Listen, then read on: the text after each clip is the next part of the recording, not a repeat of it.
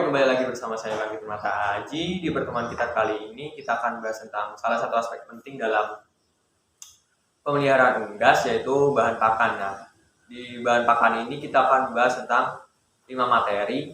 Yang pertama tentang klasifikasi bahan pakan yang terdiri dari 8 kelas. Kemudian materi yang kedua kita membahas tentang fungsi nutrisi terhadap unggas, yaitu energi dan protein. Kemudian materi yang ketiga kita membahas tentang cara pemberian pakan yang berkaitan dengan frekuensi. Kemudian di materi yang keempat kita membahas tentang kebutuhan nutrisi unggas tiap fase fisiologisnya yang terdiri dari dua, yaitu starter dan juga finisher. Serta topik yang terakhir kita akan bahas tentang organoleptik pakan.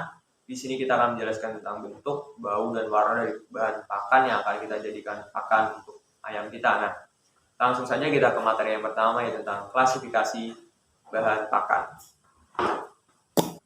Baik, saya akan memaparkan materi yang pertama tentang klasifikasi bahan pakan. Klasifikasi bahan pakan ini dibagi menjadi 8 kelas. Untuk kelas yang pertama ada hijauan segar, bisa berupa rumput, leguminosa, dan juga beberapa sisa dapur berupa sayur-sayuran. Kemudian untuk kelas yang kedua terdapat hijauan kering, yang contohnya bisa berupa jerami padi maupun jerami kedelai. Nah, untuk kelas yang ketiga terdapat hijauan awetan. Nah, contoh dari hijauan awetan berupa silase. Kemudian kelas yang keempat terdapat umbi-umbian. Pada kelas ini contohnya bisa berupa ketela rambat ataupun ketela pohon. Untuk kelas yang kelima terdapat butiran atau biji-bijian. Nah, untuk kelas ini contohnya bisa berupa jagung, padi, dan juga kedelai. Kemudian kelas yang keenam yaitu kulit butiran atau kulit biji-bijian. Untuk kelas ini bisa berupa dedak, bekatul, maupun polar. Untuk kelas yang ketujuh yaitu hasil ikutan industri minyak nabati. Contohnya berupa bungkil inti sawit, bungkil kopra, dan juga bungkil kedelai.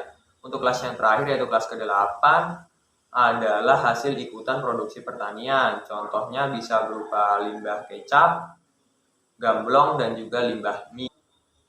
Oke, materi kedua kita akan membahas tentang fungsi nutrisi terhadap unggas. Yang akan dibahas paling utama di sini adalah energi dan protein. Nah, untuk energi merupakan faktor tunggal yang paling penting harus ada dalam ransum. Energi memiliki fungsi untuk bahan bakar, pengendali suhu tubuh, kemudian pergerakan tubuh, pencernaan, dan juga penggunaan bahan makanan. Sedangkan protein memiliki fungsi untuk membentuk jaringan tubuh, memperbaiki jaringan tubuh yang rusak, dan juga dalam berproduksi.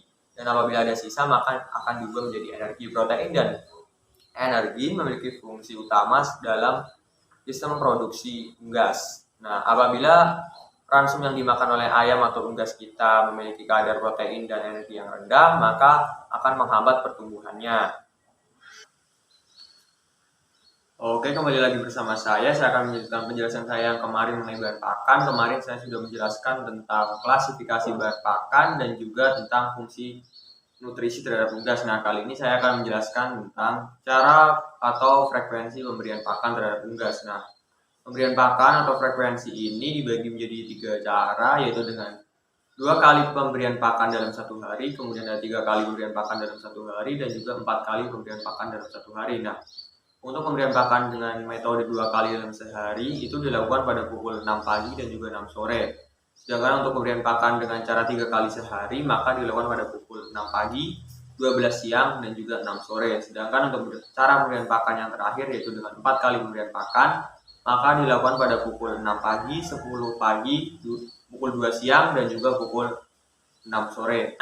Baik, saya selanjutnya akan menjelaskan tentang materi yang keempat tentang kebutuhan nutrisi unggas tiap fase fisiologisnya. Nah, kali ini saya akan menjelaskan kebutuhan unggas pada ayam petelur dan juga ayam pedaging. Menurut sumber yang saya baca, untuk fase starter pada ayam petelur membutuhkan nutrisi protein sebesar 20,65%, sedangkan untuk fase finishernya pada ayam petelur membutuhkan protein sebesar 13,56%.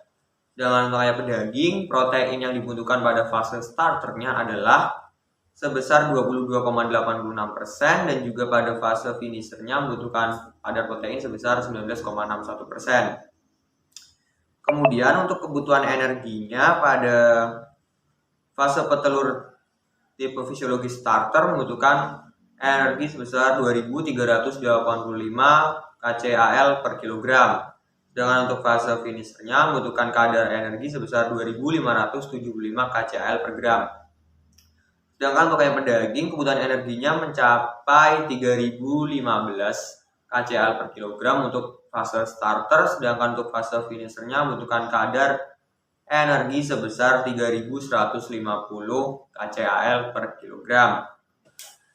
Baik, melanjutkan pembahasan kita mengenai bahan pakan. Kali ini saya akan menjelaskan materi yang kelima, yaitu tentang bahan organoleptik pakan. Di sini saya mengambil 3 bahan pakan yang ada di rumah, yaitu ada jagung yang pertama, kemudian terdapat tepung ikan, dan yang terakhir ada bekatul. Nah, langsung saja kita bahas satu persatu dari ketiga bahan tersebut mengenai bau, warna, tekstur, dan juga bentuk. Untuk jagung sendiri bentuknya adalah butiran dengan tekstur yang kasar, kemudian warnanya adalah orange dan memiliki bau yang cukup khas. Nah, sedangkan untuk tepung ikan sendiri sebenarnya bentuknya hampir sama dengan bekatul, yaitu sama-sama serbuk, namun yang membedakan dari tepung ikan dengan bekatul berada di tekstur dan juga baunya. Untuk tepung ikan teksturnya itu halus dan baunya yang khas amis ikan asin. Untuk warnanya sendiri coklat kekuningan sampai coklat tua.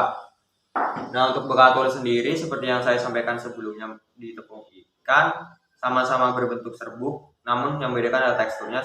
Jika tepung ikan teksturnya halus, bekatul memiliki tekstur yang lebih kasar.